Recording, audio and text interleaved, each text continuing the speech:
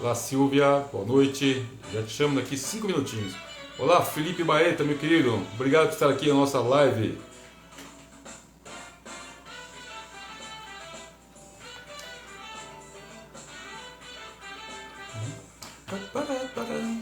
Mês de agosto, mês de aniversário do programa 10 Perguntas.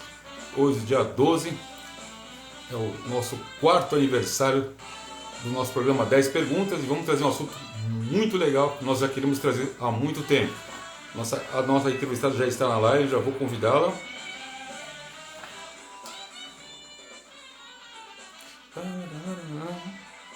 A música tradicional do nosso programa 10 Perguntas. Obrigado, João, um grande produtor musical que nos ofereceu carinhosamente essa música de abertura e de fechamento do nosso programa 10 Perguntas. Clara Morgulhos, muito obrigado por estar aqui com a gente. Vamos lá então, chamar a nossa entrevistada.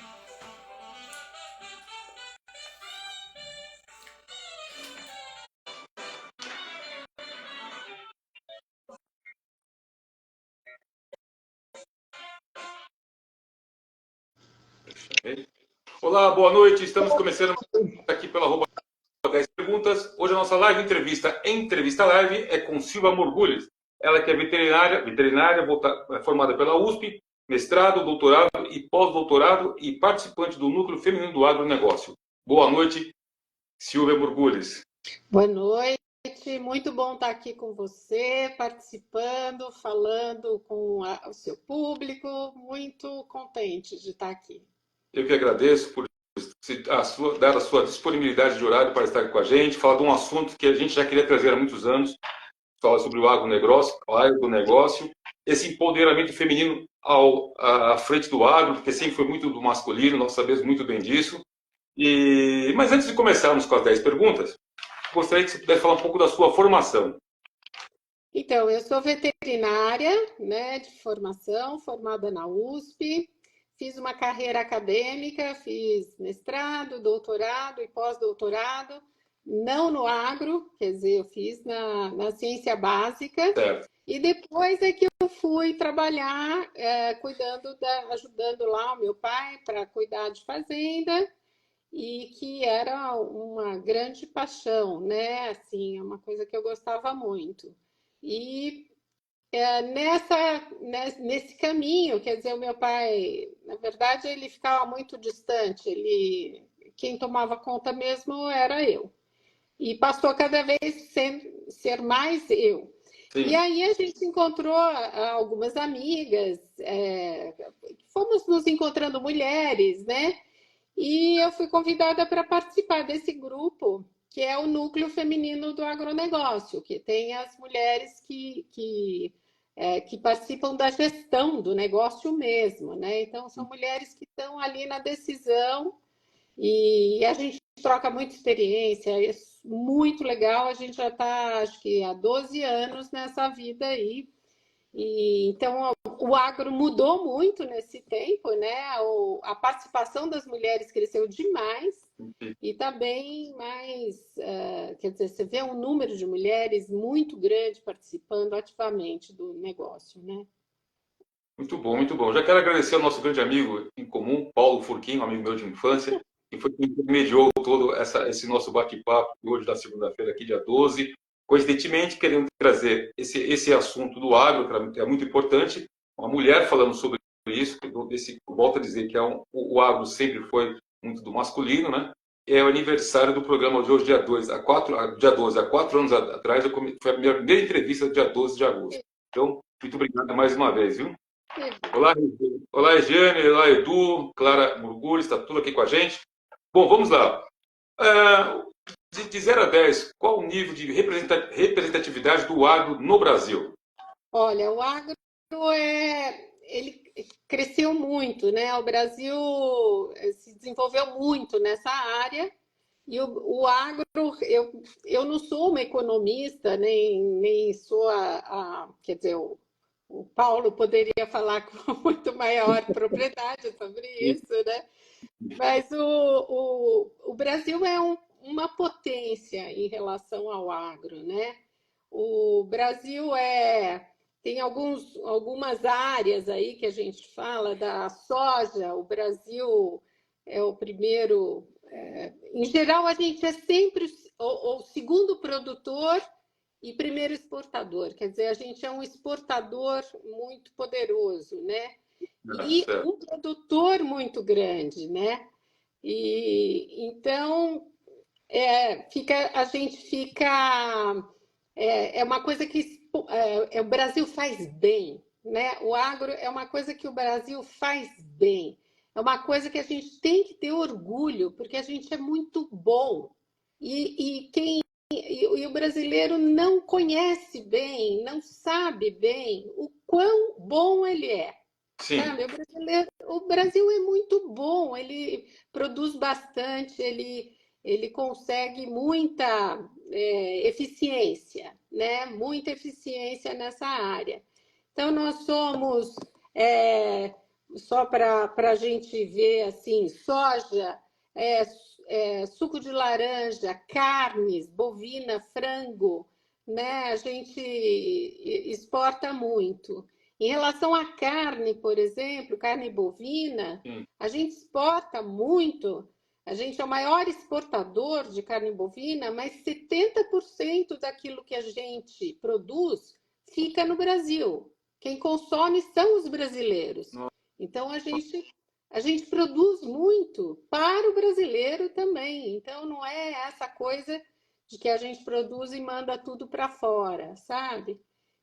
O brasileiro também consome muito aquilo que a gente produz. É, E o agro, diante das suas palavras, ele é muito amplo. Mas esse assunto, eu acho que é pouco divulgado, porque lá nos anos 70, quando se falava em agro, só aquela plantação de soja, laranja, café, ele ampliou muito. Eu não sei ampliou se muito. então, esse tipo de informação, que eu acho que ainda não chega muito a contento, se é que posso usar essa palavra, tanto que quando você fez o seu vídeo de apresentação do problema, aquela chamada, vou falar de agro para quem não conhece de agro. Quer dizer, eu não conheço, não sabia dessa amplitude. Então, eu fico muito contente. E acho que é falta de divulgação, talvez, ou esteja errado. Não, o que se acredita é que a gente se comunica mal. Por uma questão também que o agro ele está no interior, né? E a maioria da população está nas capitais, está em cidades. E as cidades, a maioria delas estão na costa, né? No litoral, ali perto. Eu falo assim que o brasileiro, quando ele quer ir para a natureza, ele vai para a praia. E Sim, ele olha o mar e fica de costas para o Brasil. Ele não sim. olha o Brasil. O Brasil está nas costas, né, do litoral. Então, existe um desconhecimento grande do agro mesmo, né? Eu acho que o brasileiro conhece pouco. E existe uma tradição assim de não valorizar o agro. Eu acho que de olhar de maneira bem criticar muito o agro como destruidor e etc, né? Então esse é um desafio para quem é do agro. A gente precisa se tornar conhecido e valorizar as coisas, mostrar as coisas que a gente é bom. A gente é bom. Será que dá para gente, para o brasileiro, ficar feliz em ser bom, né? Não é verdade? É Então, uma tentativa. hã? É uma tentativa, né? A gente precisa ver, ficar feliz de ser bom, né? Assim, as críticas, quais são as críticas? Então, a gente precisa receber aquelas críticas e ver o que a gente pode fazer e como que a coisa anda, né? Então, o Brasil é muito é muito grande.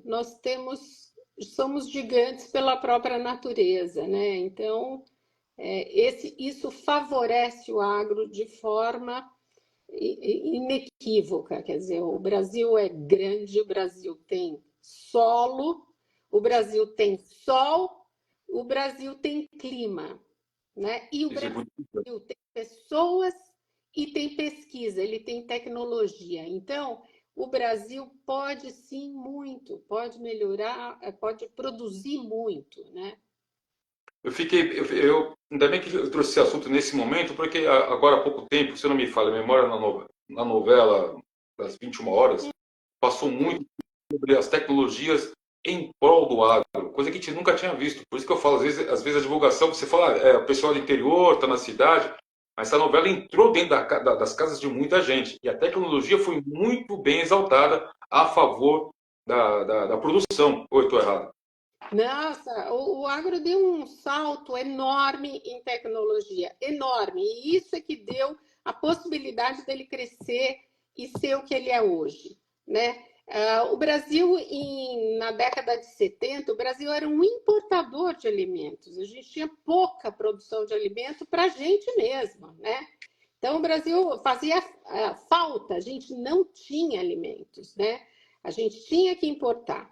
Aí, o governo fez a Embrapa, que é a empresa brasileira de pesquisa agropecuária, e que abriu um caminho maravilhoso. Teve uma pessoa que foi visionária, o Alisson Paulinelli, que foi o fundador da Embrapa e que iniciou esse caminho, e juntou pesquisadores para trabalhar em temas importantes. Tem a Embrapa Arroz e Feijão, tem a Embrapa Café, tem a Embrapa Cerrados, tem várias Embrapas, Embrapa Territorial e tal. E essa que é do governo, né, essa empresa divulgou essa tecnologia e nós desenvolvemos uma tecnologia tropical, porque o resto, a maior parte da tecnologia de produção de alimentos era no hemisfério norte, em clima temperado, e não em clima tropical. Sim. Então, nós desenvolvemos isso. Isso é uma conquista dos brasileiros, né? E aí a gente começou a ter ganhos de produtividade muito altos, né? A importância do agro na segurança alimentar do Brasil e no mundo. Porque a gente Então, fala, tem muito agrotóxico, né? Não sei o que. Então, a segurança alimentar, qual é o tema? O que é segurança alimentar? Segurança alimentar é não faltar comida, tá? É óbvio que essa comida tem que ser saudável, Sim. mas a gente não está falando de frutas e verduras e não sei o quê. Não, a gente está falando em ter comida, porque não ter comida causa guerras, causa revolta, é inviável aquela sociedade ficar sem comida. Tanto que os governos têm um medo muito grande da falta de comida. Porque pode ser o Xi Jinping, pode ser o Putin, eles caem. Se não tiver comida para o povo, aquele governante cai. Tanto que muitos, muitos governos, eles investem muito, às vezes até importando milho e criando frango no próprio país para ter mais certeza que ele vai ter aquele alimento. Sim. Porque segurança alimentar é não faltar comida. E o Brasil é chave, porque quem que pode aumentar a produção de alimento? A Europa, Estados Unidos, eles estão já num ritmo bem pesado, né? A Europa não tem mais terra, é aquilo lá e acabou. Quem pode crescer na produção? Somos nós, né? Então, somos nós que vamos poder fornecer esse alimento para essa população crescente mundial. Então, Desculpa, pode falar. Não, é a gente que tem mais condição. Quem poderia, quer dizer, a África pode, mas ela tem problemas muito básicos para resolver, né? E existe uma população grande que está saindo do campo, na China, por exemplo, para ir para cidades, para a industrialização, né, da China. Essa pessoa que saiu do campo, ela precisa de alimento na cidade. E antes ela tinha o porquinho no fundo de casa, e aí ela passa a não ter. e esse alimento tem que chegar para ela, tá? Entendi. Então, a urbanização também leva a um fornecimento, você precisa fornecer o alimento ali, né? Olha que interessante. Então, A Cris Massoco, reflexão muito bem abordada. Professora sempre professora. muito querida, a Cris Massoca é minha colega de pesquisa. Ah, bom saber. Muito. Muita gente entrando aqui. Vitor Frog, daqui da Zona Sul de São Paulo. Beatriz Biagi, acho que é isso. Obrigado por estar aqui com a A gente. Cris é minha colega do núcleo feminino, uma mulher maravilhosa, que trabalha super bem no agro. Adoro a Bia, viu? O João Augusto Bueno. Parabéns por entrevistar a doutora Silvia Mores, uma entusiasta pecuarista e pesquisadora. Nossa. Que bom, fico feliz. Quando você falou Então, agora, desculpe chamar de você, me não, desculpe, mas imagina, não. Silvia, quando você falou em segurança, agora com essa catástrofe que tivemos no Rio Grande do Sul, uma coisa interessante, acho que foi 70% do alimento que era para ser exportado, ficou para o Brasil. Nós estávamos com um estoque muito bom. Mesmo estando com esse estoque muito bom para ser consumido por nós brasileiros, o preço foi lá para cima. Como é que a gente consegue chegar num consenso? Porque a população precisa, e o Estado do Rio Grande do Sul precisa se reconstruir, né? Sim, o que aconteceu é que, na verdade, já estava colhido e já tinha aquele alimento. Não é que, na verdade, porque quando o preço sobe, quando você não tem aquele alimento, Sim, tá? Por exemplo, agora o preço da carne está baixo, muito baixo. Por quê? Porque houve um excesso de produção. Aí cai, né? Aí cai o preço. No arroz já estava colhido. Aí, quando o governo fez o movimento de importar arroz, aí acabou sendo um tiro no pé, porque os produtores do Rio Grande do Sul, eles estavam com a mercadoria, e aí cai o preço, aí eles estavam com maior dificuldade, porque aí eles estavam com o problema das inundações lá, que foi muito grave, né? Tem cenas horríveis, né? Foi uma coisa chocante, né? e foi muito ruim mesmo. Eu não tenho visto mais notícias do Rio Grande do Sul em relação a essa reconstrução. Agora há pouco eu escutei que o governador disseram que ia ter uma verba, não chegou, mas o Brasil como um todo ajudou muito o Rio Grande do Sul. Isso é muito interessante porque até há pouco tempo o Rio Grande do Sul queria se emancipar. E aí, incrível que pareça, o Sudeste, o Centro-Oeste e o Nordeste, o Norte ajudaram o Rio Grande do Foi Sul. muito Olha como o mundo a solidariedade naquele episódio tão horrível, né? Tão horrível. está certo. São 9h15, são 9h20. Para você que está chegando aqui agora na nossa live, eu sou o José Augusto Arruda, hoje entrevistando aqui dentro do 10 Perguntas, Silvia Morgulhes. Ela é veterinária formada pela USP e participante do Núcleo Feminino do Agronegócio. As mulheres empoderadas estão juntas. Segura o Brasil! Você viu quantas medalhas que as mulheres ganharam, né? Sim, sim, bastante. A representatividade foi muito grande. Grande abraço para você, Cal Arruda, meu grande amigo da Caixa Econômica Federal. Grande amigo Cal, vamos aí financiar bastante o agronegócio. Silvia Morgulho está precisando de uma ajuda sua, viu? Obrigado por estar comigo, Cal. Silvia, qual o aumento da produtividade? Desculpa, qual o aumento de produtividade na produção pecuária agrícola no Brasil? Olha, esse exato número eu vou mais uma vez sair, mas o que a gente conseguiu foi uma coisa muito boa, foi enorme o ganho que a gente teve e a gente, as técnicas foram tão assim agora tão intensas. Agora tem um sistema, por exemplo, de integração lavoura, pecuária, floresta. Numa mesma área, você planta uma parte do ano você planta soja, na outra parte você planta o milho, na outra parte você põe o capim e coloca o gado. E em áreas intercalada com floresta, com madeira, né?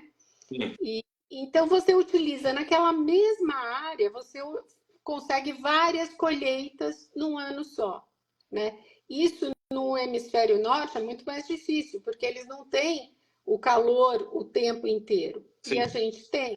Então, a gente consegue o sol, né? Principalmente sol, que as plantas crescem com sol. Então, a gente sim, consegue várias colheitas numa área só.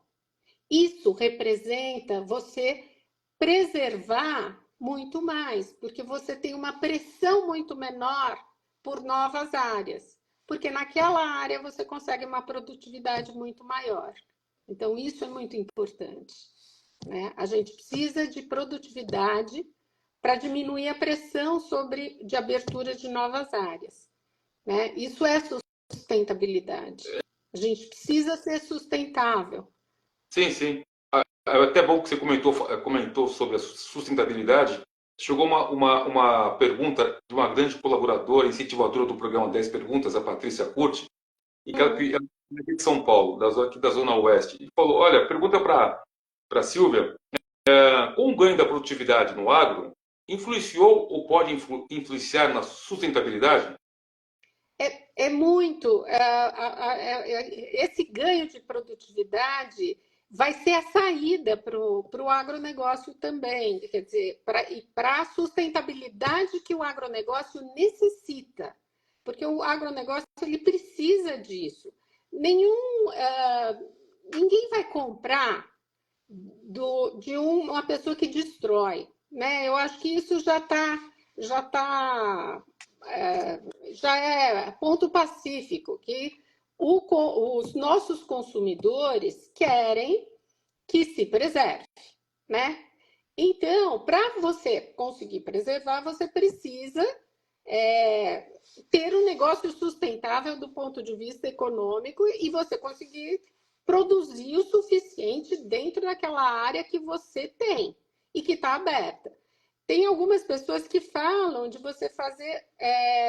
Você diz, antigamente, você ampliava horizontalmente, então você, né, aumentava a área explorada. Sim, Agora não, é vertical. Você, naquela área, você começa a produzir várias, digamos, várias camadas, né, de produção. Você põe uma hora isso, uma hora aquilo, uma outra hora, né? E produz mais. sim, Então, a gente consegue, eu acho que para o agro, a sustentabilidade é um ponto pacífico. Nós temos que ser sustentáveis economicamente e ambientalmente, socialmente, né? Quer dizer, tem que estar um negócio. Não é fácil, né? É sim. fácil dizer, não é fácil fazer, né? Mas é o desafio do momento é esse. Em novembro, eu trouxe o rei da reciclagem carioca. E É, em dezembro, é um carioca, gente boa, foi a segunda vez que ele esteve aqui com a gente, no 10 Perguntas, falando sobre a importância de reciclar, a falta de matéria-prima para mandar para as fábricas para poderem fazer a sua produção para produto sustentável. Em dezembro, eu trouxe o André Curti, ele é CEO da Seiva, que inclusive é um dos nossos patrocinadores do nosso programa. Ele também falou muito sobre a sustentabilidade. E eu fiz uma pergunta para ele e vou repetir. Se a gente não recicla, como é que a gente sustenta? olha, eu acho que havia esse número que o Brasil reciclava bastante, né? Eu não sei até que ponto isso é verdadeiro. Eu acho que a gente ainda trata o lixo de uma forma muito displicente. A gente não separa adequadamente o lixo. A gente ainda não tem um consumo muito consciente, né? Eu acho que a gente precisaria ter mais, digamos, mais condições e educação mesmo para reciclar mais, né?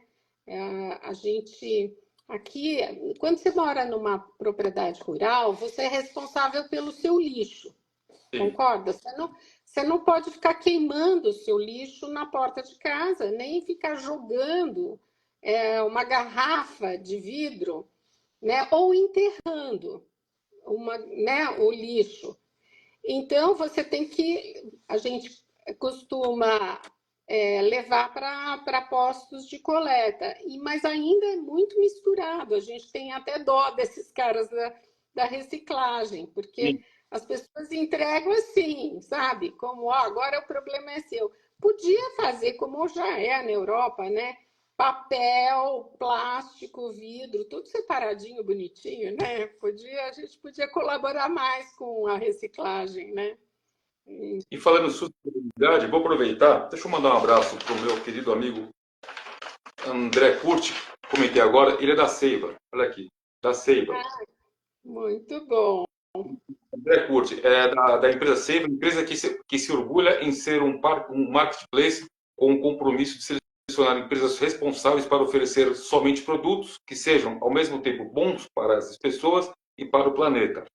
E eu tive também com o diretor comercial, o Ricardo Bresser, e eu comentei com ele que o interessante é poder falar para algum governante, somente fazer um estudo de uma aula, aquela reunião de pais e mestre, que é só para falar de nota, poderia mudar um pouco essa conotação, fazer uma reunião nas escolas da periferia, pegar uma empresa como essa, que comercializa produtos da melhor qualidade, de ser sustentável, e fazer uma reunião de pais e mestres na periferia e mostrar a importância da reciclagem. Acho que a gente poderia, da reciclagem a favor da sustentabilidade. Seria uma boa ideia. Sim, O que você acha? sim, sim. Sim, eu acho que é uma coisa importantíssima, né? Eu acho que, inclusive, né, esse é um tema super importante em relação à produção de alimento, que a gente tem, que é o desperdício. Eu acho que a gente tem uma cultura de muito desperdício, né? Desperdício de materiais, assim, o brasileiro eu acho que tem mais ainda. Eu acho que a gente não passou por uma guerra, a gente não passou situação de muita tensão. Então, existem dados assim meio chocantes, né? O desperdício de alimentos, quando se fala de sustentabilidade, que 1/3 do alimento produzido no mundo vai para o lixo, tá? 1/3. Esse é o dado da FAO, da ONU, né? Da Organização das Nações Unidas, mas a área de alimentos. 1/3. Nos países em desenvolvimento, essa é na colheita, né, a perda, na colheita, armazenagem e distribuição. Mas nos países desenvolvidos, é do mercado até as residências. As pessoas compram e jogam fora. E aí tem o discurso de ser sustentável e preservar o planeta. Se as pessoas consumirem mais conscientemente aquilo que elas compram, né, elas vão ajudar o planeta, não vão? 1/3 do alimento. Imagina. Não é? Silvia, enquanto você toma uma aguinha, deixa eu mandar um abraço aqui para os apoiadores do meu Sim. programa, porque sem eles a gente não faz o programa. Rapidinho aqui, porque eu já estou sendo cobrado aqui pela minha editora aqui, que está me mandando mensagem. Quero mandar um grande abraço para o meu grande amigo Wilton Vilela, da WJR Creative. Obrigado, Wilton, por estar aqui com a gente. Mês de aniversário do programa, 4 anos de programa. Obrigado, Patrícia, que você é uma incentivadora. Patrícia também, vou dar o recadinho dela aqui também, da empresa dela. Como é que é? Desculpa, o Casulo para a rua. Desculpe, Patrícia, é muita emoção. 4 anos, você foi a primeira pessoa que me incentivou. A WJR Creative faz fotografia e é responsável pelo nosso designer do nosso programa 10 Perguntas. Ao escritório de advocacia Raal Carnelos, Vargas do Amaral Advogados. Obrigado, Flávia. Obrigado, Guilherme, por ser um dos grandes apoiadores do programa 10 Perguntas. Está aqui, mais uma vez, já está aqui mais de um ano com a gente, acreditando no nosso trabalho. É o escritório de advocacia comprometido com as causas sociais. Silvia, não é fácil. Temos que dar crédito aos nossos apoiadores, aos nossos fundadores. Com certeza. Sem eles tem que ser sustentável, porque sem eles você não consegue ter o seu problema, o seu programa não se sustenta, não é verdade? Exatamente. Muito bom, verdade, verdade, verdade. Está chegando aqui várias perguntas do pessoal do interior, pessoal de São Paulo, do interior de São Paulo, de Salvador. São pessoas que estão sempre conectadas e com 10 perguntas. E elas pediram para fazer de novo uma pergunta aqui. Essa vem de Ah, Salvador, da Sueli. Pede para ela falar novamente sobre a importância do agro na preservação. na preservação, esse é um dado muito, muito interessante. Tem vários livros, quer dizer, eu sou uma cientista, eu gosto das coisas assim, provadas, eu não gosto do achismo, Sim, né? Eu gosto da coisa ali real. Os produtores rurais, eles são responsáveis pela preservação de uma grande área. Uma, a gente tem uma, o proprietário rural, ele está na posse de áreas de preservação, está na responsabilidade dele, sim, tá? É uma responsabilidade alta. É, porque você não pode usar a terra inteira. Se eu compro um terreno na cidade, eu posso construir e não preservo nada, não tem mata nenhuma, não tem árvore nativa nenhuma, não tem nada, né? sim, Aquele terreno é meu, eu uso 100% dele. Uma propriedade rural, ela pode ser 20%, eu posso usar 80%, 20% eu não posso, tá? Preservado. Aquilo lá é mata ou a APP, que eles chamam, em volta de rio, de nascentes. Eu não posso desmatar tudo e usar tudo. Não posso. Eu tenho esses 20%. Isso já faz. É, já tinha o Brasil já tinha essa lei, né? Mas ficou mais clara a legislação com o Código Florestal. Nas áreas da Amazônia, isso passa para 80%. Então, o proprietário, se ele tem 100 alqueires, ele pode usar 20. E ele nossa, tem responsabilidade sobre os 80 de mata que estão na propriedade dele, tá? Então, ele tem que não deixar ninguém invadir, ele tem que não deixar pegar madeira do caçador entrar. Então, é uma coisa que joga uma responsabilidade alta para o produtor. sim, E depende do bioma, né? O cerrado você pode sei lá, 30 até 50% preservado, né? E nessas áreas que já estão abertas há mais tempo, continua os 20%, né? Que é a Sudeste. Então, quer dizer, o produtor rural ele está na posse dessa área e é uma responsabilidade. Então, é uma área que não gera recursos para ele, né? A menos que você precisamos de ideias, né? Como isso pode gerar recurso para ajudá-lo a manter, né? Porque, por exemplo, você tem uma área de mata, você tem que fazer a cerca para não entrar, para sim. continuar igual, né? Se entra fogo, a gente já teve uma experiência horrível de fogo que veio vindo pela mata e veio e entrou, né, na mata. Então você tem que combater aquele fogo, é um negócio muito dramático, um negócio difícil, não é fácil, não. Silvia, Mas é, a, a Beatriz Biagi está dizendo aqui, código florestal mais rígido do mundo. Quer dizer, o nosso, ou não entendi. Depois ela é colocou o fogo. nosso. O Ah, nosso código florestal é o mais rígido. A gente até estranha quando a gente vai para outros países que a pessoa pode plantar tudo. Por exemplo, na Itália tem vai até do lado do rio, né? No Brasil não pode, né? Mesmo que já tivesse ah, sido desmatado tal, você não pode plantar 30 metros do rio. Se for mais largo, é mais uma área maior e tal. Então, a gente precisa, o que a gente precisa? De uma legislação definida.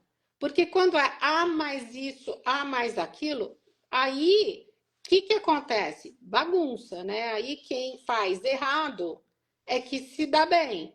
Porque aí solta uma graninha que vai aqui, ah, não, mas veja bem, não, ah, não, veja. Então, entende a lei de um jeito para um, entende a lei de um jeito para o outro. Insegurança jurídica. Não dá, né? Eu vi Digamos que. isso que Hã? isso que você comentou sobre a produção até a beira do rio, eu vi na Itália a produção até a beira da estrada. Isso. Tem produção em cada centímetro, né? E eles estão penando, porque eles não conseguem produzir com a eficiência que a gente consegue. Eles não conseguem. E eles estão tendo leis tão rígidas, algumas até mais rígidas que a gente, em relação ao uso de herbicidas e tudo. Não que a gente esteja podendo muita coisa também, não pode não. Mas eles estão principalmente com transgênico que eles estão penando. Então, não pode transgênico, não sei o quê, e aí, de repente, eles têm que concorrer com milho, por exemplo, importado que é transgênico. Entendeu? Eles não podem plantar transgênico, mas o país pode importar milho transgênico e, na verdade, o que interessa é o preço do milho da tonelada e acabou, né? Então, é uma situação... é difícil. E quando a primeira vez que eu fui para lá, eu achei maravilhoso o milho deles e tal. Agora que eu vou, eu acho deles tão fraquinho, sabe? O nosso já está tão melhor, né? Sim, somos a referência, né? Segundo você. Sim, sim, nós somos muito bons nisso, sabe? Até coisas, por exemplo, coisas que você não imaginava, que era que a braquiária, que é um capim, né? Um capim que todo mundo fala como se fosse uma coisa ruim, mas ela possibilitou solos fracos, né, produzirem massa. Em pesquisas, descobriram que a braquiária ela lança raízes muito profundas. Então, ela pega o carbono que está na atmosfera, transforma em matéria orgânica e joga essa matéria orgânica para o solo lá no fundo, mas é muito fundo mesmo. Então, ela melhora a qualidade da terra, ela aumenta a quantidade de matéria orgânica na terra, tornando a terra mais fértil. Então, ela é usada nessa integração lavoura-pecuária para melhorar a qualidade da terra. Então, são coisas que a gente foi aprendendo. E poder exportar essa nossa aprendizagem, vou dizer isso. Sim, com certeza. Nós somos, em relação à agricultura tropical, eu acho que a gente é imbatível, né? A gente realmente é muito bom. Gostaria que você pudesse falar um pouco sobre a importância do agro na matriz energética.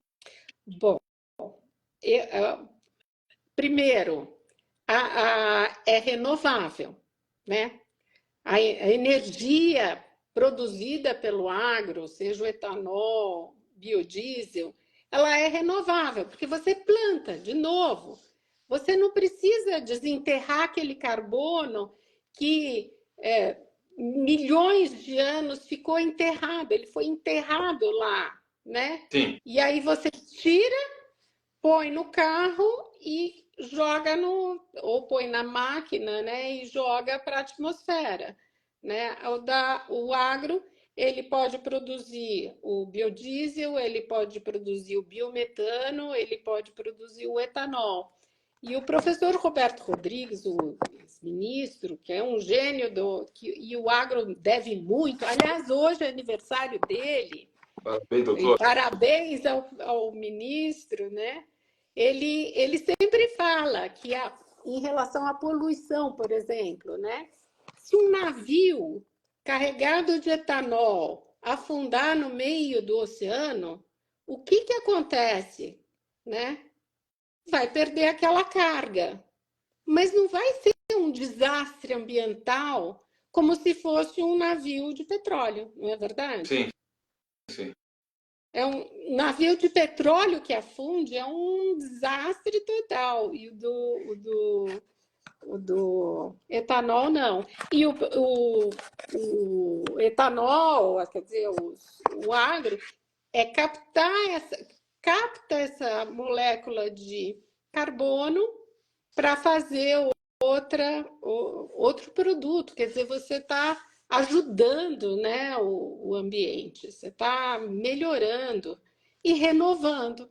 E nisso a Sim. gente é bom também, né? Chegou uma pergunta aqui de Ribeirão Preto, da minha prima Fátima. Ela comentou, alguns anos atrás, pro álcool, né? E agora nós estamos falando em carro elétrico. Em Então, muito pouco tempo, muitas transformações.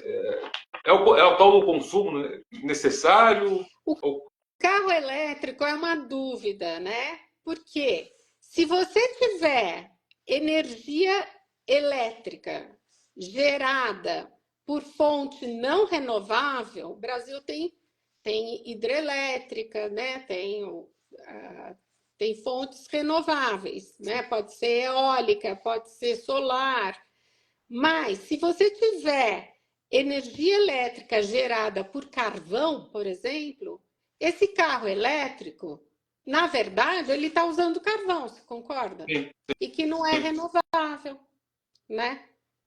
Então, o carro elétrico, o apelo das máquinas elétricas tem que ver qual é a matriz energética que está sendo usada para fornecer essa energia, né?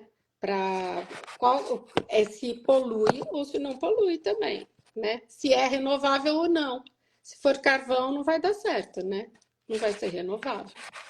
e a propaganda para o consumo, para a compra, vamos dizer assim, da compra do carro Sim. elétrico está crescendo. É Mas isso no mundo. o apelo, né? Porque é só ligar na tomada.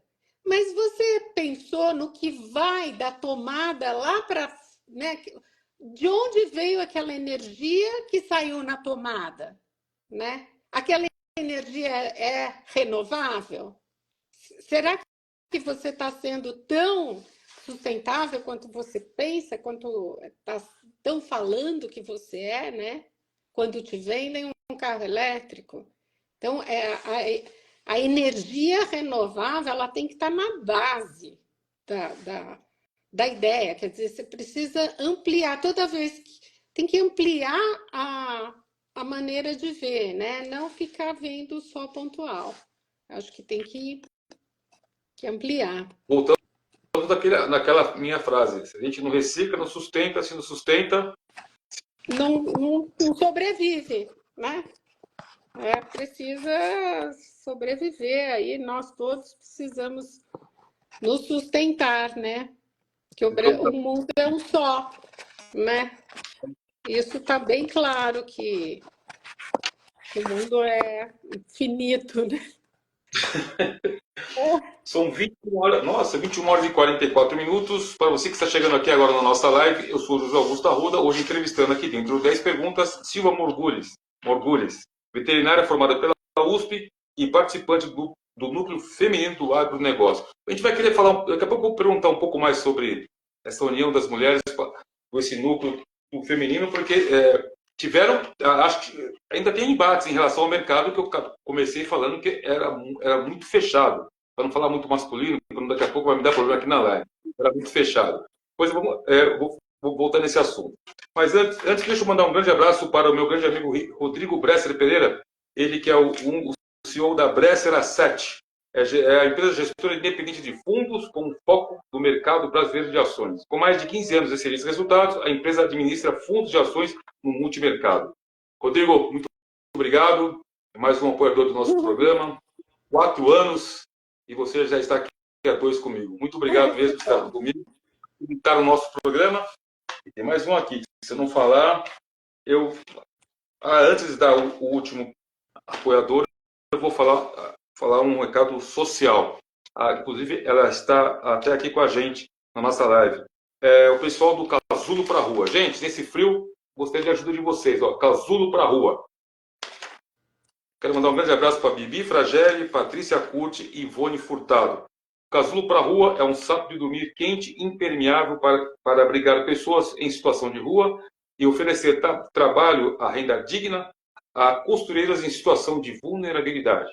Quem quiser saber um pouco mais sobre o Casulo para a Rua, é só lá, @Casulo para a Rua, no Instagram, tem tudo que eles fazem. E, obviamente, para que se possa manter esse trabalho a favor das pessoas vulneráveis, vou dar aqui a chave Pix do seu coração sentir que possa ajudar, por favor, quem está na nossa live, a chave Pix no Instagram, @Casulo para a Rua. Tá certo? Um belo trabalho, Bi Fragelli, Patrícia Curti e Ivone Furtado. Obrigado por ser nosso parceiro comercial. Bom, chegou aqui mais uma... vou voltar a falar de desperdício. Minha produtora está mandando uma mensagem. Fala de novo sobre desperdício. A importância de reduzir o desperdício de alimentação. Eu acho que esse assunto não é só no Brasil, é mundial. Mas como nós estamos no Brasil, eu gostaria de falar sobre essa importância do desperdício. Então, a importância do desperdício, a gente ainda está numa fase que a gente ainda perde alimento em armazenagem, né? Acho que o Brasil precisa armazenar, precisa ter mais infraestrutura em armazenagem. O Brasil precisa de mais infraestrutura para melhorar a distribuição desse produto que é muito no centro-oeste, no sul. Para chegar até os portos, a gente precisa melhorar as estradas, né? Ferrovias, principalmente, e armazenagem, que a gente ainda está numa fase meio país em desenvolvimento nisso, né? A gente precisa, se pensar, a capacidade de armazenagem dos Estados Unidos é enorme. E a gente já viu no Brasil cenas de montanhas de milho e de soja a céu aberto, porque não tinha onde guardar, né? Ou caminhões fazendo fila no porto, porque não tinha como descarregar e mandar aquele produto. Quer dizer, acho que nesse ponto a gente precisa, sim, melhorar bem a nossa capacidade de armazenamento e distribuição para diminuir desperdício, né? E agora, como consumidores, né, nós temos que melhorar a utilização daquele alimento que a gente acabou comprando, né? Vamos, né? Usar sem jogar fora, né? Sem comprar demais. Sim, sim. Vamos dizer, o Brasil, né, está muito atrás em relação aos trens. A gente já teve vários movimentos a favor da volta, mas a gente nunca consegue. O agro, mesmo assim, consegue crescer, mesmo com essa falta de escoamento dos produtos. Vai voltar ainda? Você acha que na nossa geração ainda vai conseguir voltar a ver os trens distribuindo com mais facilidade, o produto chegando muito mais fácil aos seus destinos? Não só esperar via caminhões e outros mais. Tem uma dificuldade de fazer projetos para o Brasil como um país e não por governos, né? Você tem um projeto para o país. Então não é que entra um governo, faz, o outro vai lá e não faz, o outro estraga e vai, não, porque é isso, sabe? Começou, vai até o fim, porque qual é o projeto para o país? É preciso ter projeto para o país, não é projeto para o governo, é projeto para o país. E assim, o agro é uma parte da economia do país, não é do governo tal, o governo não é a política, é uma parte da economia. Só no Brasil que fica essa coisa da esquerda e da direita, pelo amor de Deus, o agro é o agro, né? Sim. Então, vamos para frente, vamos pensar o que é melhor para o país e não para fazer politicagem para cá e para lá. Vamos melhorar para todos, né? Sim. Então se nós somos o exemplo nesse crescimento da produtividade, em todos os sentidos, dentro do agro, a gente não consegue ter essa força de fazer essa revolução e voltar a nossa malha ferroviária? Olha, existem esforços para melhorar. Eu acho que a gente já está, assim, existem esforços que já se caminharam nesse sentido, né? E é tão óbvia a necessidade que acaba pressionando para andar naquele sentido, para resolver esse assunto.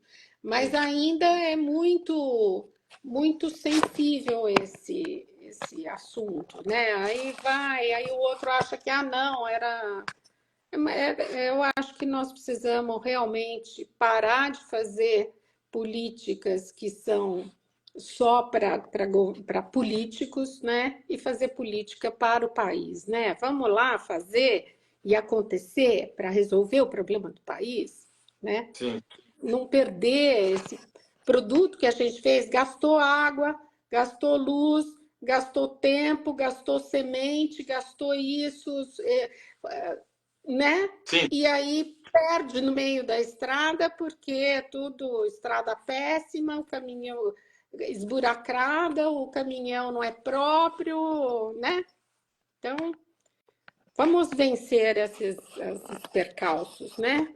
Se Deus quiser. A luta continua. A luta sempre continua, né? Tá certo. Chegou uma pergunta bem interessante aqui do Oswaldo Arruda, ele é um grande advogado, tributarista.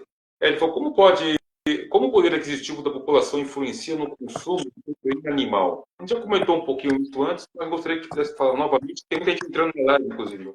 É interessante esse negócio da proteína, porque em países desenvolvidos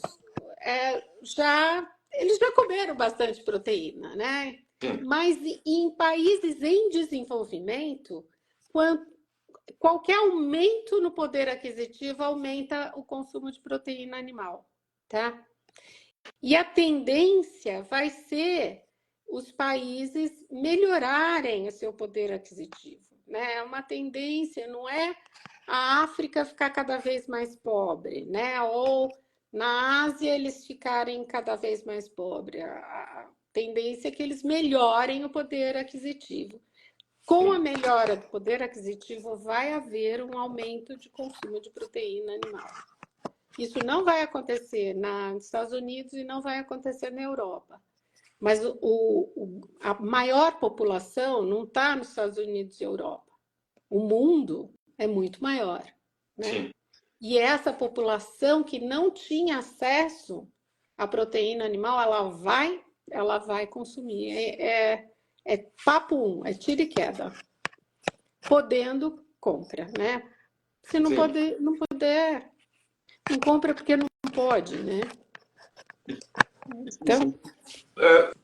Cida, tem aqui várias perguntas chegando, vamos falar sobre inteligência artificial e falar do jovem também.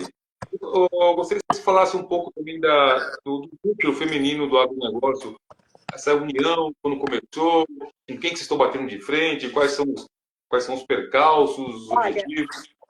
O núcleo começou há 12 anos, vou falar primeiro do núcleo, se der tempo a gente completa, né? O núcleo começou há 12 anos e a gente não tinha Instagram, não tinha nem o WhatsApp, a gente se comunicava por e-mail e muito por reuniões presenciais, tá? Então a gente essa ideia começou do ex-ministro Roberto Rodrigues, que ele achava que o agro estava evoluindo muito, que precisava também investir em lideranças. E ele achava importante, então, trabalhar jovens, então teve o grupo dos jovens, né? Um grupo de jovens para trabalhar no agro, lideranças jovens, o de mulheres, porque o agro sempre foi muito masculino, então era um contraponto, Sim. E os jovens líderes. O de jovens e o de mulheres continuou. O de líderes acabou não dando certo.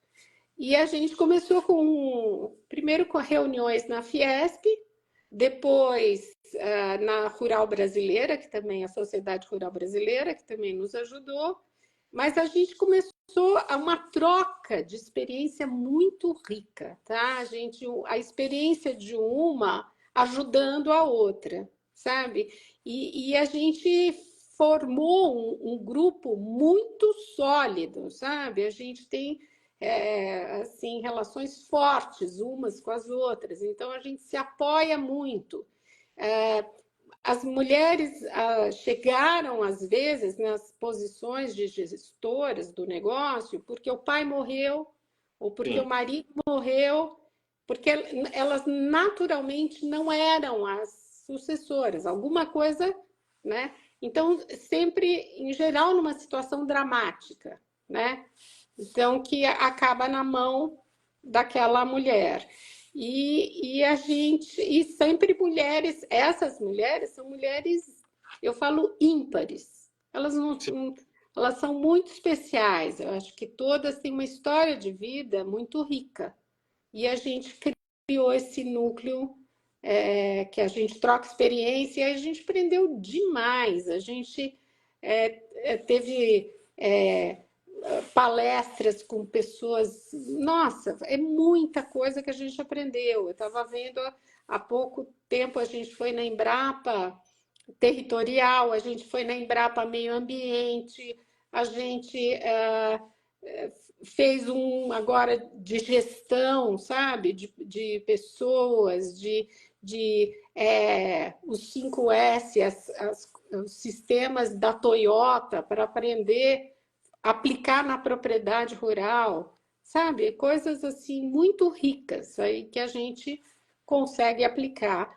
E assim, pode ser fazenda grande, fazenda pequena, não tem essa de só mega, sabe? Sim. Cada uma com a sua realidade. E a gente se dá muito bem, eu só uma coisa de ganha-ganha, sabe? Que todo mundo ganha. Então é uma coisa muito muito boa. Eu gosto muito das. Existe uma sede? Existe uma sede ou não? Não, a gente não tem sede. A gente é sempre muito bem recebida na Fiesp ou na Rural, né? Ou a gente faz reunião no interior também, porque tem gente de tudo quanto é lado, né? Tem gente com propriedade no Maranhão, em Rondônia, em Minas, em São Paulo. Eu moro numa propriedade rural, né? Sim, sim. Então tem gente de tudo quanto é canto. A tecnologia ajuda bastante, né? Graças a Deus. Muito. Você vê que a comunicação melhorou, então isso ajudou demais. Às vezes, por exemplo, eu tive um percalço, não pude estar na reunião de São Paulo, eu consegui, pelo Zoom, eu consegui acompanhar. Né? Eu prefiro quando é pessoal, né? Mas não podendo ser, tá ótimo, porque você ganha, né? Sim. Se não fosse a comunicação, a gente não poderia estar aqui hoje, né? Não tenha dúvida. Realmente, então, o agronegócio não estaria no 10 perguntas, é um assunto que eu já venho buscando há um bom tempo. Isso. Até... E o agro ganhou muito com essa tecnologia, porque o agro ficava isolado. E com a comunicação, ele sabe, né? Ele está conectado. Então, o agro está conectado, ele ganhou muito. Entendi. Vou aqui, a nossa nona pergunta, veio aqui de São Paulo também. Como o uso da inteligência artificial vai auxiliar no aumento da produtividade? A gente sabe que a tecnologia está aí para tudo. Muito. E a gente teve, assim, ganhos de genética, de sementes, de não sei o quê, de fertilizantes, assim, de muita coisa. Agora vai ser o desenvolvimento digital do agro, né? O agro vai ter esse novo desafio, quer dizer, já está, né, em processo. Então, já tem avaliação por drone, como que para ver áreas, aplicação de herbicida dependendo de se está vendo que há mato ou não tem mato. Então, só joga onde está a planta daninha, entendeu? Para ser uma coisa mais mais eficiente, menos agressiva para o meio ambiente, tudo, né? Então eu acho que agora o agro está aberto para isso aí, precisando disso, né? As Então, faculdades do Brasil são em sua máxima excelência? oi? As faculdades de agronomia no Brasil. Tem faculdades muito boas, né? A Exalc é uma referência, né? Então, tem muitas faculdades boas, tem uma formação muito boa. Mas nessa área vai precisar de gente de TI, né? De tecnologia da informação, vai ter que ter gente de informática, né? Vai ter gente, outras pessoas entrando, né? Sim. Então, eu acho que tem um mercado, né? Que aí você tinha falado do jovem, tem um mercado muito bom para pro jovem que queira entrar no agro. Eu acho que é uma coisa que que o agro pode absorver, sim, e precisa, né? Eu acho que é uma área que precisa. E o agro O precisa. jovem, É, desculpa, pode falar. O agro, não, o jovem tem, né? Eu acho que o agro é um lugar que abre possibilidade para os jovens. Se você olhar ah, uma colheitadeira, né? Que tem tantos equipamentos, agora muitas mulheres pilotam colheitadeira, porque ela tem vários equipamentos e as mulheres podem treinar mais, ser mais cuidadosas e conseguem lidar bem com as colheitadeiras, não precisam tanto de força física, né? Porque é sim. tudo eletrônico, tudo parece um avião, né? Sim, sim. Parece um... Tem um amigo meu, o Ita Migro, aqui da INH Produções, que é um grande parceiro, ele deu risada quando você falou: as mulheres são mais cuidadosas com os tratores. E antigamente, por exemplo, num trator, quer dizer, o cara, ele que conseguiria fazer porque precisava de força física. Sim, Agora, esses equipamentos, não, eles precisam mais de lidar com a parte eletrônica ali e tal, né? São sim. máquinas incríveis mesmo, né? Foram, pelo que eu estou vendo, até vou voltar a falar da novela, eu nunca tinha visto aqueles tratores, aquelas máquinas, como você mesmo falou, da toda a tecnologia, os investimentos foram muito altos em termos das empresas. Eu acho que a Caterpillar, que acho que é o que eu mais conheço aqui, é uma das Uhum. grandes, também tem outras. Foram feitos vários investimentos. Isso contribuiu e muito para que tudo isso chegasse nesse ponto hoje de alta produtividade dentro do agronegócio. Né? Não é só Sim, não é só o agropecuário, o fazendeiro, mas a tecnologia. a tecnologia, eu acho que é um conjunto de coisas, né? Teve um espírito empreendedor, né? Muito forte. Teve gente que saiu do conforto, né? De morar numa cidade e tal, foi lá para o campo, lá no fim do mundo, né? Que nem sempre era uma vida muito fácil. E o investimento, a Embrapa, novas tecnologias, usando maquinários, eu acho que foi tudo que melhorou muito a eficiência do agronegócio, né? Então é isso. Silvia, eu gostaria que você pudesse passar os seus contatos, porque o 10 perguntas sempre traz um assunto novo e sempre torce para as conexões pós-live. E isso vem acontecendo, graças a Deus. Se você pudesse falar Isso. sobre as pessoas que possam tirar mais a fundo, uma hora não dá para falar do agronegócio. Não, não dá. Então, eu tenho o meu Instagram, né? Que eu vou. Podem me mandar mensagem, eu sou mais fácil de falar diretamente do que ficar postando coisas minhas, né? Sim, sim, sim. Então, que é @Silvia Morgulhes, né? Que é o meu Instagram, Silvia Morgulhes, né? Que é muito. O mais difícil é escrever o meu Morgulhes, né? O resto é fácil. Está preocupado com a pronúncia, ainda bem que você mandou o vídeo falando. E tem o meu e-mail, smorgulhes@gmail.com, tá? Vai ser um prazer. E vocês querendo, é só me mandar, viu? Tá certo. Antes de eu finalizar, deixa eu mandar um grande abraço para o nosso amigo Peter Baisdorf. Ele me convidou para dia 18 do 8, domingo agora às 16 horas, a estar no Memorial da América Latina, onde vai ter um evento beneficente, que é do projeto Impulso, é o em prol dos sonhos e da cidadania inclusiva, pessoas com deficiência cognitiva. Esse é um cognitiva. Lá vão ter dança, música e exposições de quadro dessas pessoas que fazem um trabalho maravilhoso. Obrigado, Peter, aí por esse convite. 10 perguntas estará com certeza lá nesse evento. Nós já falamos muito aqui várias vezes, viu, senhor, sobre o autismo, entre outros. Aliás, a Priscila Weisdorf, que hoje mora na Itália, filha do Peter, ela é presidente da ANSA, que é a Associação dos Pais que tem, lá na Itália, Associação de Pais que tem autismo na família. É muito interessante. E agora, aqui no Memorial da América Latina, esse evento beneficente. Quem quiser viajar, pode falar. Então, a Bia, só para lembrar, a Bia Biagi, nossa colega do NFA, ela tem um trabalho muito bacana com ecoterapia para crianças com deficiência, sabe? E que é bem, assim, para pessoas carentes, ela desenvolve um trabalho muito legal de ecoterapia. Então, com cavalo, né? Que as crianças andam a cavalo, mexem com o cavalo e tudo isso melhora.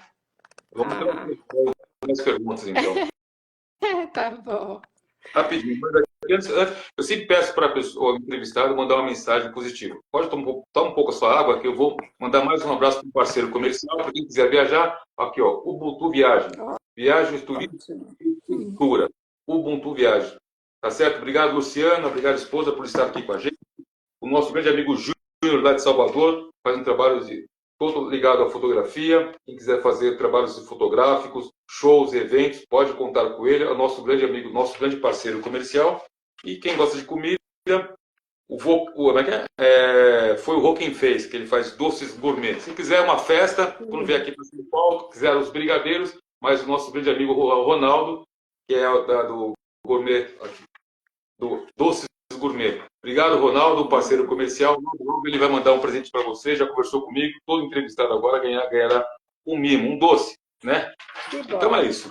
Antes de eu agradecer a sua presença, aquela mensagem positiva para o jovem. Nós falamos do jovem, nossa última pergunta era o jovem, você já comentou alguma coisa, sobre os jovens que queiram se empreender do negócio. Olha, venham para o agro, né? Eu acho que tem tanta coisa bacana que pode ser feita, né? E tanta oportunidade. Às vezes tem jovens que estão na cidade, não estão conseguindo se satisfazer, estão procurando, né, oportunidades.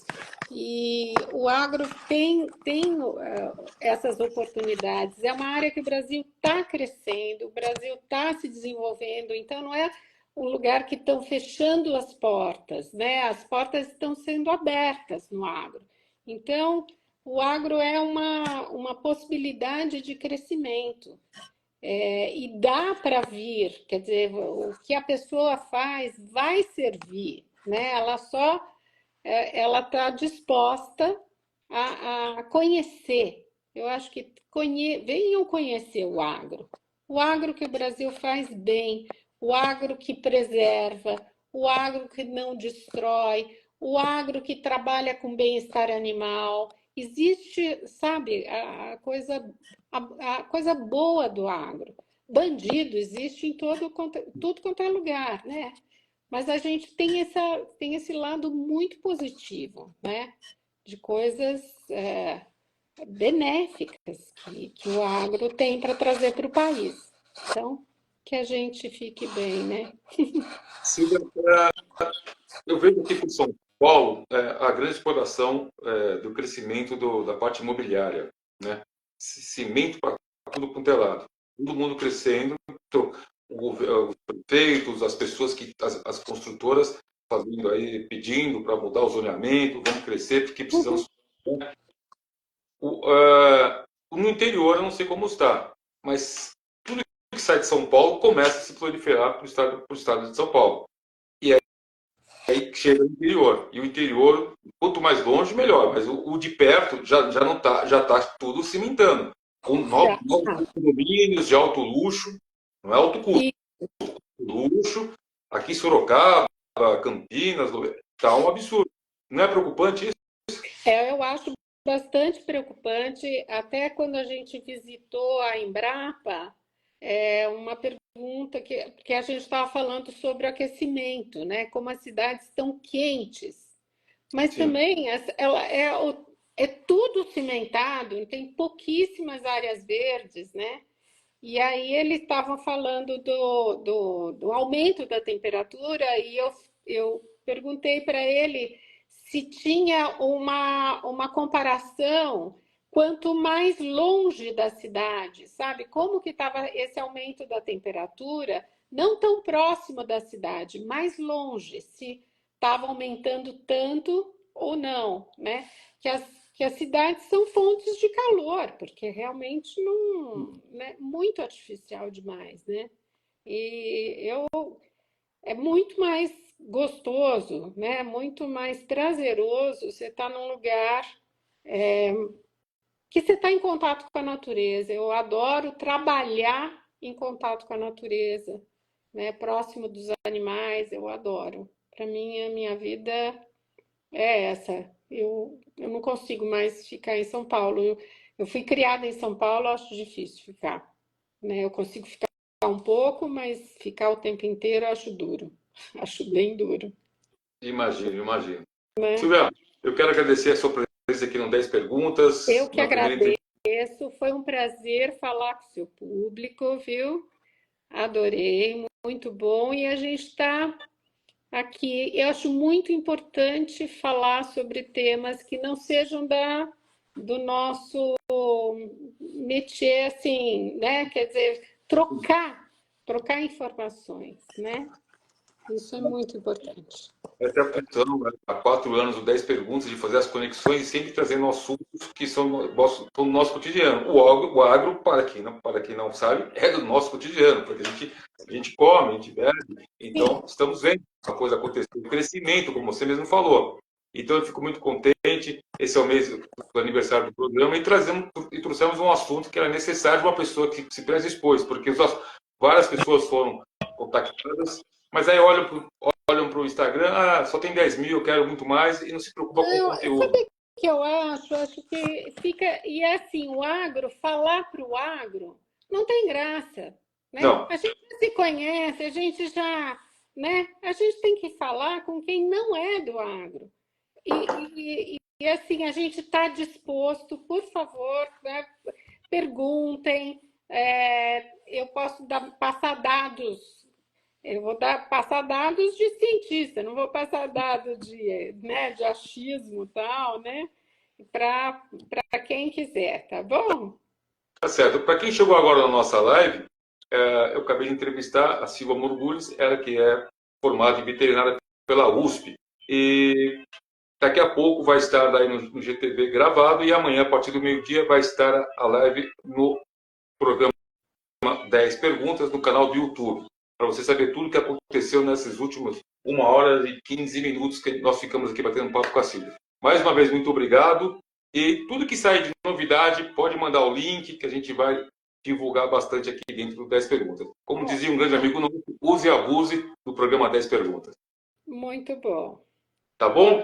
Obrigado, Silvia. Obrigado, meu amigo Paulo Furquim, por intermediar essa nossa entrevista, tá bom? Obrigado, Silvia. Um grande abraço e obrigado por Abraço. ter comigo até agora, tá certo? Obrigado. Até 15 dias com o nosso novo conteúdo dentro do 10 Perguntas. Obrigado e até mais. Até mais.